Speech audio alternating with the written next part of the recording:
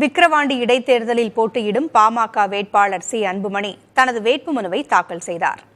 விக்கிரவாண்டி இடைத்தேர்தல் அடுத்த மாதம் 10ஆம் தேதி நடைபெறுகிறது. இதற்கான வேட்புமனு தாக்கல் கடந்த 14ஆம் தேதி தொடங்கியது. தேசிய ஜனநாயக கூட்டணி சார்பில் போட்டியிடும் பாமக வேட்பாளர் சி அன்புமணி தேர்தல் நடத்தும் அலுவலரிடம் வேட்புமனுவை தாக்கல் செய்தார். பாமக தலைவர் அன்புமணி ராமதாஸ், கௌரவ தலைவர் ஜி.கே. மணி உள்ளிட்டோர் உடன் இருந்தனர்.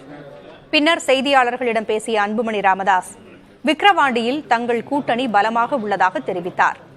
தேர்தல் நேரத்தில் வாக்கு சேகரிக்க வரும் அமைச்சர்கள் மற்ற நேரத்தில் எங்கே போனார்கள் என்றும் அன்புமணி கேள்வி எழுப்பினார்.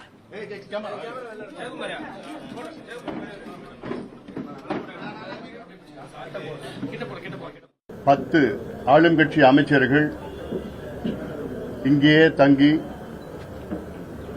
அவருடைய அதிகாரங்கள் எல்லாம் தவறாக பயன்படுத்தி இப்பொழுதே வாக்காளர்களுக்கு எவ்வளவு பணம் கொடுக்கலாம், எப்படி அவர்களை வாங்கலாம் என்றெல்லாம் சமீபத்தில் நடந்த ஈரோடு இடைத்தேர்தலை போன்று செய்யலாம் என்று எல்லாம் கனவில் இருக்கின்றார்கள்.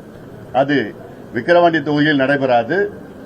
காரணம், இது எங்களுடைய பகுதி, எங்களுடைய தொகுதி, நாங்கள் பலமாக இருக்கின்ற தொகுதி.